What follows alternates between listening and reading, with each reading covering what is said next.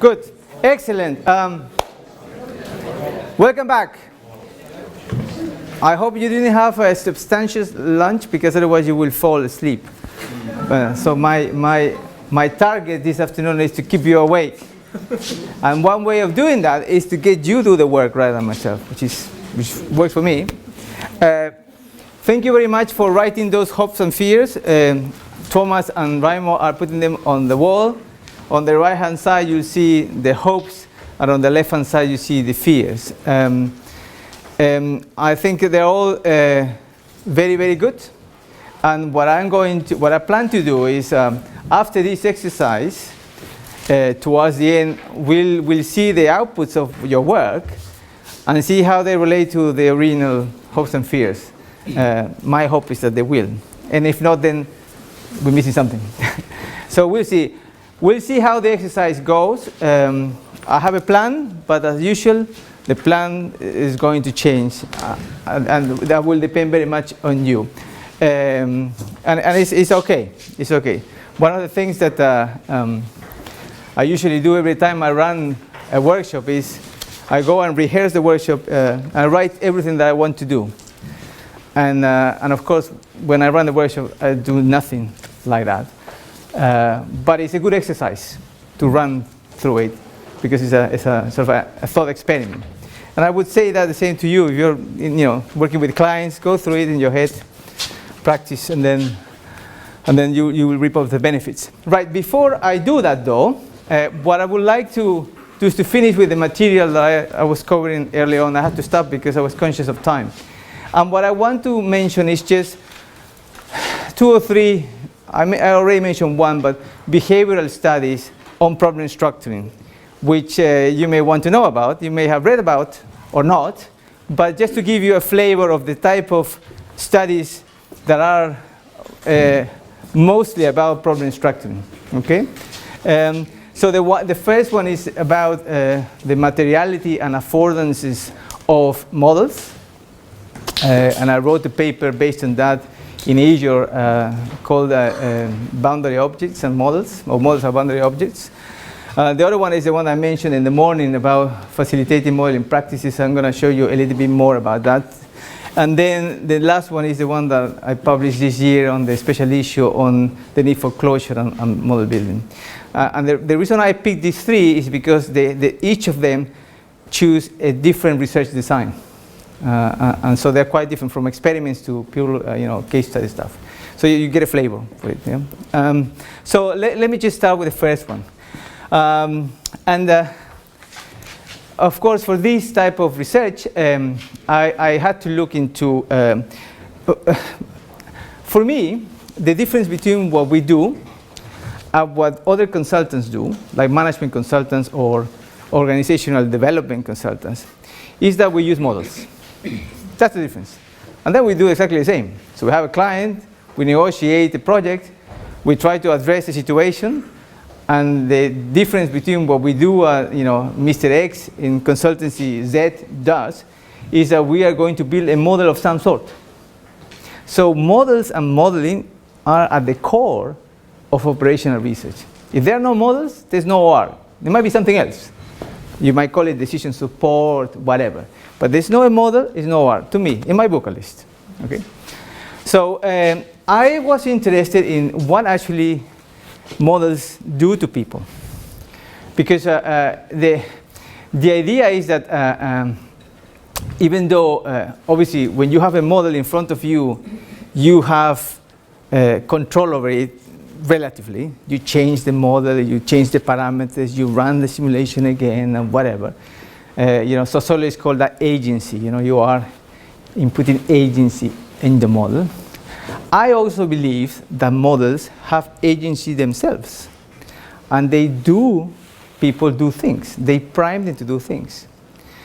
Like, for example, when you go and are walking, on the street or on a building, and then suddenly there's a sign that says no entry. So what do? You just stand. You don't think, but that sign is making you do something. So my point is, when you have a model, the results that you're displaying, the variables that you're showing, is actually making people think and react to that. Because what happens is that when you have a model in front of you, people are going to be, as the model, they begin to understand the model and its implications, people start to attribute certain consequences and meaning to that. And depending on whether those consequences implied are things that they like or not, they will either support what you're doing or what you're showing or react against it. Okay? So models do things. They have material agency. And so I looked into socio-material studies of technologies, any technology, IT technologies, software and stuff. And I discovered that they have this notion that actually artifacts do have material properties that have an implication for people. And I thought, well, models have material properties. The kind of models that I work with, usually are built with some sort of computer support software stuff. And then they have, they are visual, they're very concrete, They have, you can edit the models on the hoof in front of a team. You can trace back material, you can recover things very quickly, you can do searches and so on. So they have a number of properties which are very, very intrinsic to the model. And material properties provide affordances. And by affordances, I mean people will be able to do certain things due to the properties of that model, or do less of something. So they enable them, opportunities for doing stuff. So one of the things for any OR model, I would say, they have to be tangible in the sense that you should, if you are presenting a model, you should be able to see the model in an interface at least, so you can see it. Sometimes you can actually move things with your fingers or with your mouse. I would be very surprised if a model in OR hasn't got as a material property associability, inputs and outputs. They have to be connected, otherwise it's no model. Isn't that the first thing you teach to your students, when they're doing Excel modeling, the cells have to be connected because otherwise nothing changes. Yeah, so associability is a typical, a core aspect of any OR model. Editability, I said, you can change things. Sometimes certain models will be more editable than others in the sense that you can edit things on the hoof, or you have to go back the next day because you have to keep it running for hours. So that editability is actually lower in that case. Traceability and anonymity. I mentioned this thing about doing this brainstorming, electronic brainstorming, which is anonymous and you can put things on the screen. So sometimes anonymity is good because it enables people to save face and to have psychological safety. So that may or may not be a property, but those are the properties. And the point is that some properties will make certain actions possible for the client or the analyst if you want, and other actions impossible or less achievable. And so, and the other thing is that these properties actually can afford multiple actions. The term affordance, the first time it was used in psychology. And they talk about objects that afford different actions to people. Like, for example, an apple tree. An apple tree is an object, okay?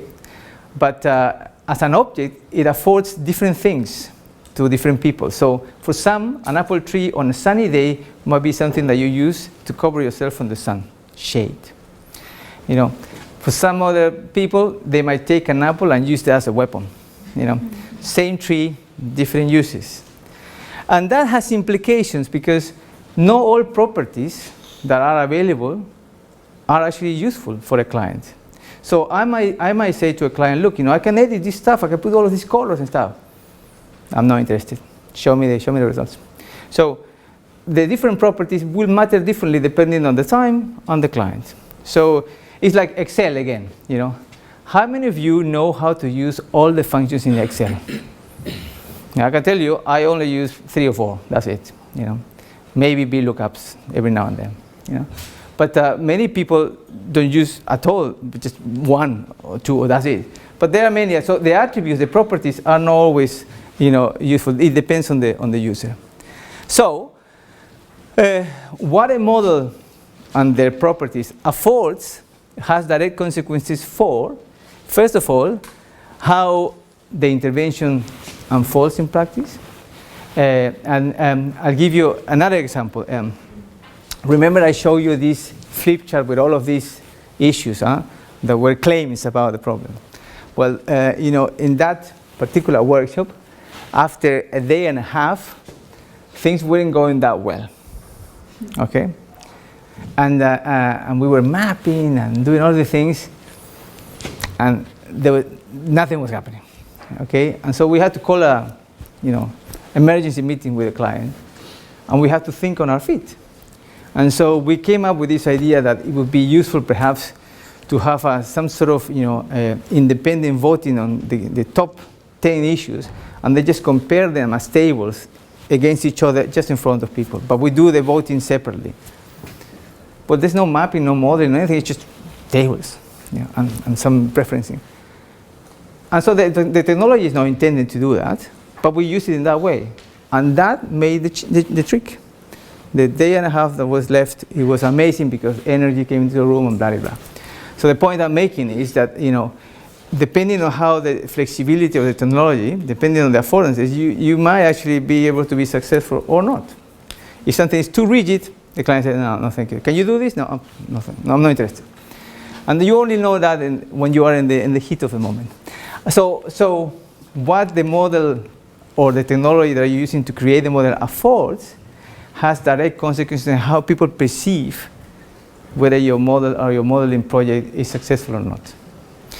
And so that's one of the things, and I don't know what happened there, but yeah, okay. So just to give you a little hint, I did a project for a London borough in the UK, the London borough of Newham. Now Newham is an interesting borough because it's quite eclectic. It's multi-ethnic, multi-faith. There's a lot of diversity in that, but there's also a lot of poverty. Okay, very large borough. And one of the things that they called me to help with a particular problem, which was how can we? What's the best way of spending our money to reduce teenage pregnancies, basically? And the reason why there was a teenage pregnancy strategy group, and the reason why there was such a group in the borough is because back in 2005, I think it was, the UK set up teenage pregnancy groups in every single borough and county in the country, because they were looking at how teenage pregnancy rates compare to the continent, and they realized that whilst since the 70s, in the continent teenage pregnancy have been reduced by half. In the UK, even though they were low, they were still the same as in the 70s. So they said, well, we need to do something about this, and so they tried to explore that. And so the teenage pregnancy groups, they had some budgets, and they had activities to reduce that. And that would include a number of potential sort of activities, like, for example, obviously contraception was one. The other one was preventive and also post-act as well, like the next morning pill, that sort of stuff. They had education, of course, because it was important for a teenager who was pregnant to ensure that after the birth she would be going back to school and finishing. Support to young parents and a number of activities. Yeah? And so they had this pot of money, which usually always shrinking every year. And they said, well, can you come up with some sort of way of allocating the money in the best possible way? So I thought, well, that's an interesting problem. It belongs to the general class of problems of portfolios. How do you allocate, money with multiple objectives and limited budget? So I thought that's fine. But before doing that, let's hear the claims, I said. So before we do any decision analysis, let's get it. And so, and this was, the reason I said that is because this particular borough, because of its diversity, had very, very contrasting views about what's the best way of spending the money. So, for example, there's huge ethnic and faith groups in this borough. So contraception, no, that doesn't work. But the government, the NHS, contraception saying, yeah, we need to put more clinics because that's the most effective way. So we had representatives of the church, for example, and faith groups, big fights. So I said, well, let's do a workshop using mapping, what you're going to use later, and let's hear this and see what the frames are.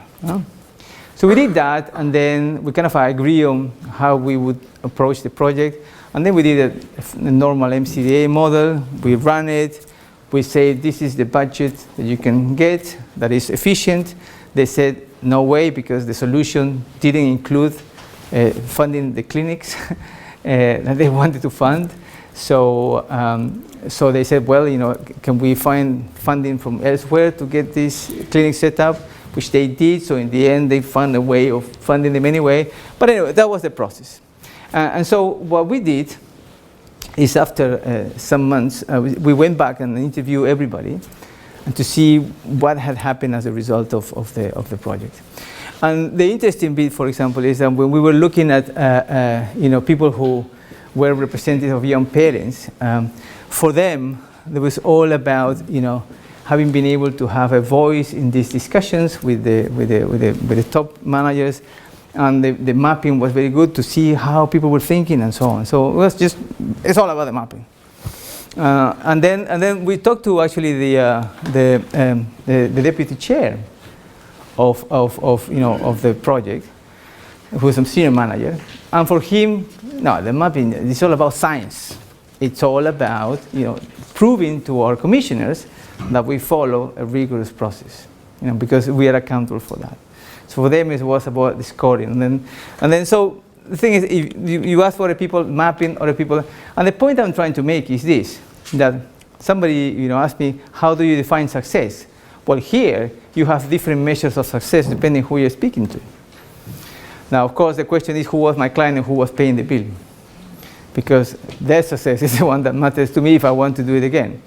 Nevertheless, the point I'm trying to make is that obviously, different parts of this intervention afford different things to different people.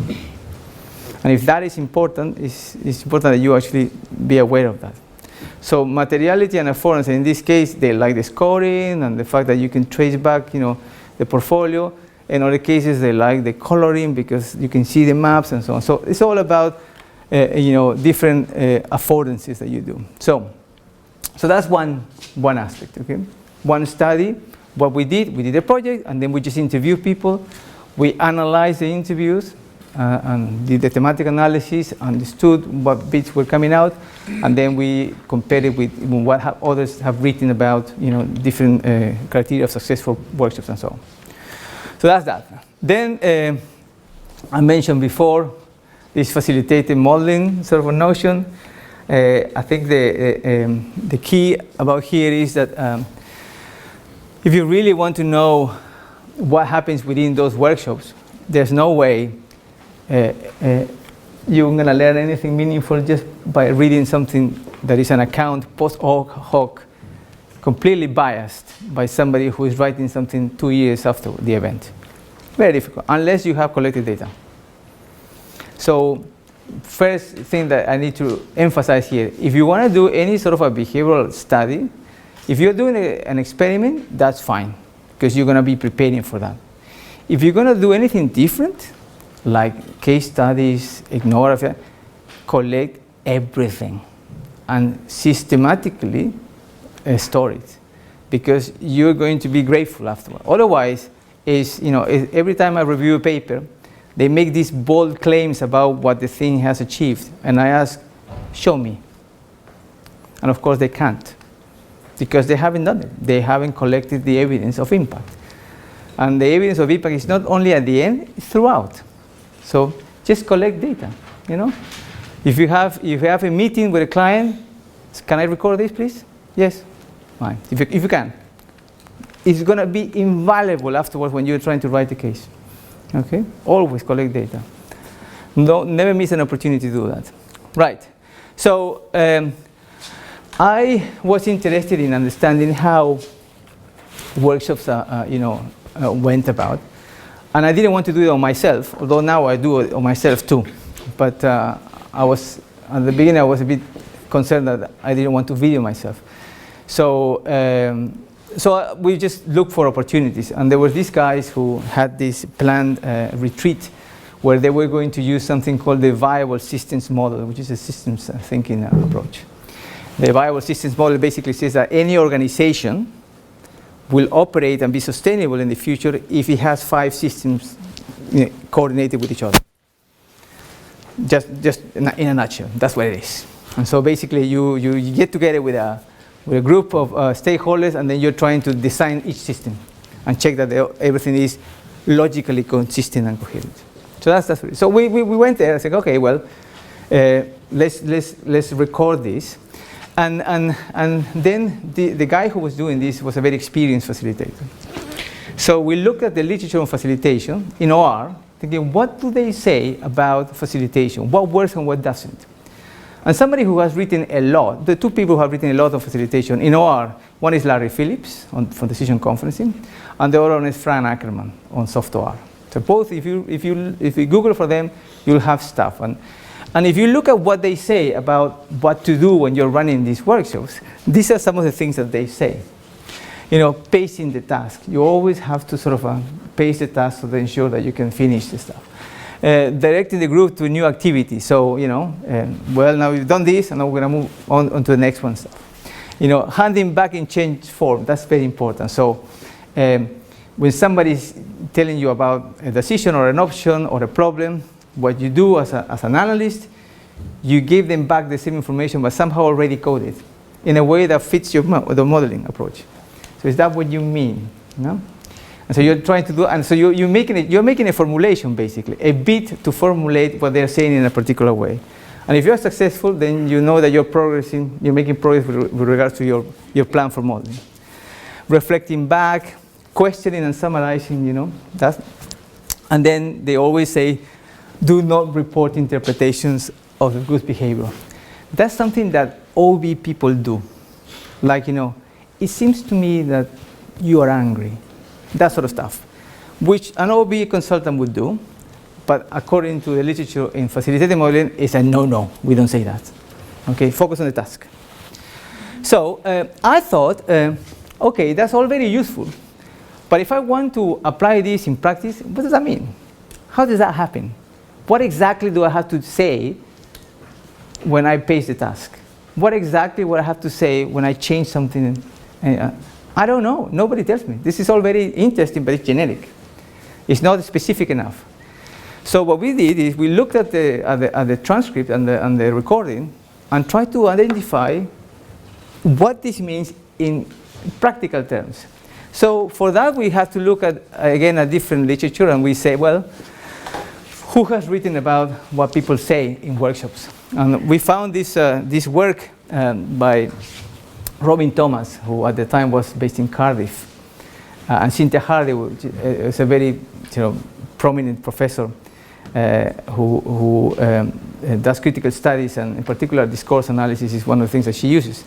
And if you look at that, you may not notice this, but there are a number of very specific verbal statements or ways of saying things which matter for the interaction. So when you are inviting somebody to say something, when you are confirming what somebody says, either verbally or non-verbally, when you are building between contributions, there are very specific stuff. The interesting thing for me was the thing about what they call reifying, reifying the object, which basically is at what point during the interaction somebody, the analyst in this case, resources to his expertise or her expertise to actually make a claim or close a debate. Like, and the typical way of doing this is, in my experience, in the projects I've done, this is what happens. So you shut the debate, move on, because believe me, I'm legitimate. Huh? So that sort of thing. And I think we do that. And when you read this literature, it says, do not input on content, you do. So, or at least the people I study, they do. You know, but they're subtly. So they might say, well, you know, you might try to defend the model because it's logic and it's rational and it makes sense, and you're using that to legitimize a particular aspect of the discussion. So we looked into that, and we said, okay, let's compare these interactions in terms of things that produce new knowledge from the things that don't produce new knowledge but recycle knowledge, which I mentioned this early in the morning. So here, just to read some of this. So for example, when the facilitator was inviting, clarifying, proposing, building, deploying authority, but in a collaborative way, and the participants were also inviting, proposing, challenging, the models were always used, the model that was being built was always used to create new knowledge, always. And we had several segments of that. So basically we coded, I don't know, it was like, you know, 30 pages of transcript, if not more. And then we coded every single line, and then under each of these categories. And then we grouped them. And then we said, okay, which ones produce new knowledge? So we knew we had a way of identifying the point in which something new will come up. And then we'll separate these segments. And we had a number of segments. And then we said, well, these were successful, these were not successful. And then we compared them. And of course, do you have the ones that are not successful or they recycle our knowledge? It doesn't mean that the workshop wasn't successful. It just means that they are the differences. And now my point was, well, now when you tell me to pace the task, to give back in change format, actually you mean this. Because this is actually more concrete. I know exactly what it means to build or to ask a question and stuff. So it's just a way of doing it differently. And the final study I wanted to mention is about need for closure. You probably have seen this before when people say, are we all in agreement? Yes, sir. And of course nobody is. Yeah? But you agree, you know? You know, people are thinking, yeah, right. You know, you bet we're in agreement. But you agree to do something. And then after the meeting, you are in the bar or in the pub with your mates, and your office mates, and said, did we really agree to do that? How did that happen? Yeah, that can happen because, you know, Larry Phillips would say, groups are like beasts. They have a life on their own. And they become their own entity. And they have a life, and then you have to spot that life. So one of the things that I was interested in is, if you read the literature about group decision making, there's a lot about groupthink. You may have come across that. Groupthink, where people think that they are completely invulnerable and they don't really screen all the options and they just go and think that they are invisible, they're very insulated from the rest, and so on. And if somebody is in disagreement, you discourage dissentment, you shut them up, and so on. So that was something that has been studied before. But what I was interested in is something with is called the need for closure, which is, I think groupthink is a good theory, but need for closure I was attracted to because it was a psychological trait that you can measure. So need for closure has to do with how decisive you are, okay, more or less. It's a stable trait, and so it relates to two tendencies. One is how urgent it is for you to reach closure, and how much you want to keep the closure. So to give you an example, in a team, let's say you've been working with your team of analysts, deciding about what to do for a project, blah, blah, blah. And then at some point, consensus is beginning to emerge in the team. So you identify that consensus is emerging, and because you've been discussing this for a long time, you say, let's do that. And then somebody says, no, hold on, but how about, shut up, no, let's move that. So I see that situation as a situation which there's a high need for getting closure, okay? And I thought, well, that's interesting. We're all in a spectrum, the need for closure, naturally. So some people are very decisive, They sometimes, in the extreme, probably nobody in this room, but in the extreme, you don't think. You just say, yeah, what do you want this? What do you want to do now? So don't think. No process, no rational stuff.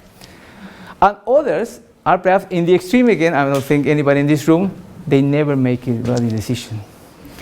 Because they're always, oh, hold on a minute, let's get more information. No, hold on, let me think about this.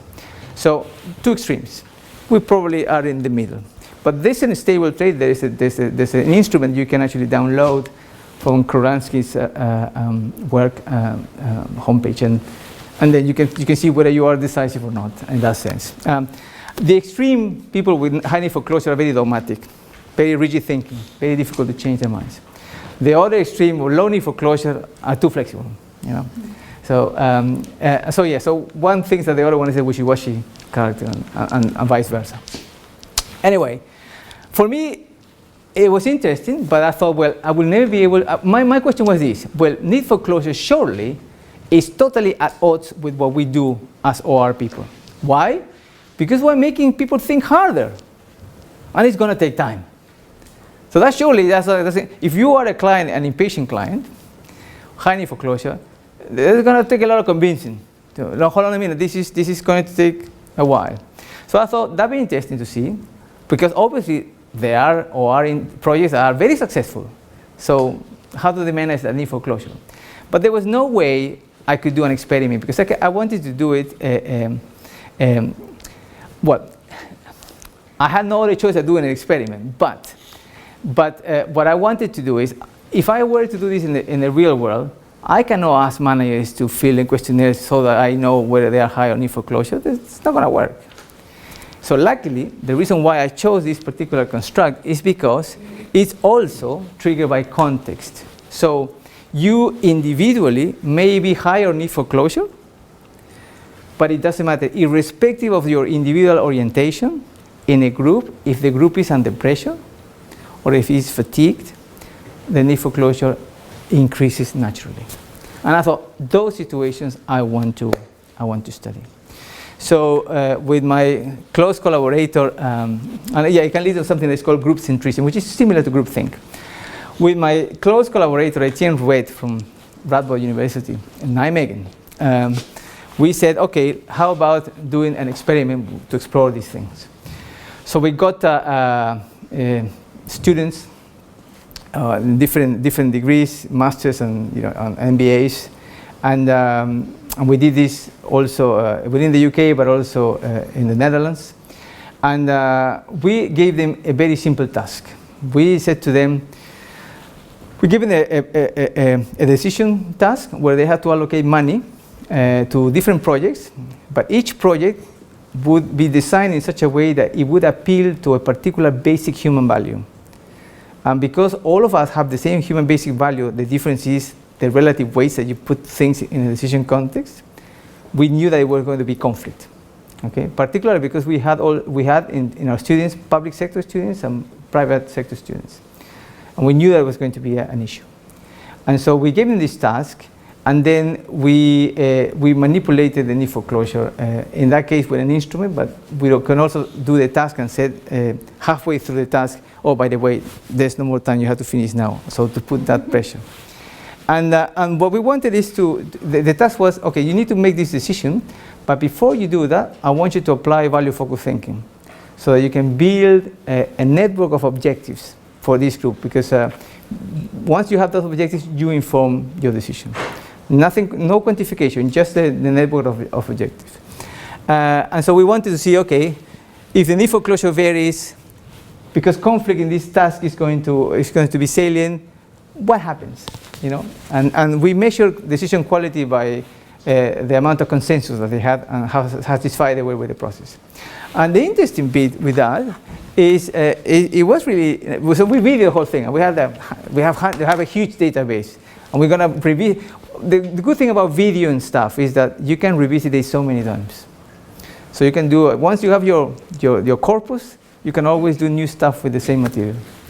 So interestingly, the guys who were high need for closure, they suppressed conflict. They didn't like conflict. They didn't want to have conflict. So it was always tabling conflict. Or in some cases, they would have a big fight, but it was always tabling conflict. And the interesting bit is that the model, at some point, they will say, rubbish. And they will change to an alternative way of making the decision. And that was fascinating. So basically they said, no model. And they would create a rule of thumb to make the decision. Fascinating. Of course, these groups were self-facilitated. So if you were facilitating them, perhaps you wouldn't have allowed that to happen. You would have tried to persuade them to keep the strict model. But in itself, it was thought, that's interesting. And the low need foreclosure group were the opposite. So they were having a conflict, and they would use the model to inform the decision, but they would take longer, as you would expect. And so, but what was puzzling for us is that both type of groups were equally satisfied and they had the same consensus. You're thinking, what? How is that possible? Anyone wants to venture an answer? Please. Slide 39, please, when you put the facilitated modeling. I would like to know what is the relation with focus praxis in this slide. Well, in this case, yeah. You could say that I'm focusing on practice because you're seeing people doing stuff. It is an experimental setting, but they are using the model and you are basically observing them and recording them. So it is practice, although it is in an artificial environment. Practice for me is how, in this case, subjects are using models in that setting, and in situ. And because I was coding that stuff. But it is artificial, but it is practice. Anybody would like to adventure and answer why did I have the same results? Because the ones with high need for closure, you've kind of given them an extra challenge in the fact that they've achieved it in time, gives them a kind of shared bond, perhaps, like the teams in The Apprentice. Could be. Anybody else? How is that possible that people who basically rubbished the model went for something simpler and they had as much consensus change as the other guys? That's worrying, huh? Because then how am I going to sell OR to a client? Actually, you're going to be equally satisfied, with nothing really. You don't need me. So what's the answer? Maybe the interaction. They are so satisfied to interact to each other, and they are there to facilitate this. Could be. Although there was not enough time to actually gather up. Yeah, you couldn't tell. Maybe. I have yes.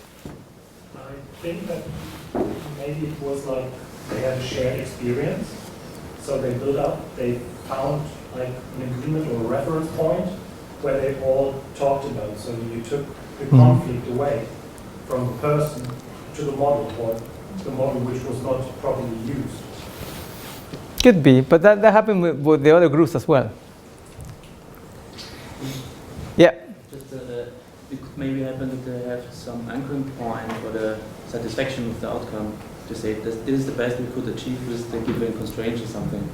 It could be. I think they're all plausible explanations. The one we came up with, because obviously we didn't have a complete 100% satisfying answer, was the fact that we looked into the videos and we realized that perhaps what they were doing is they were evaluating different things. Because they changed them, they don't use the model. So basically, what are they having consensus about?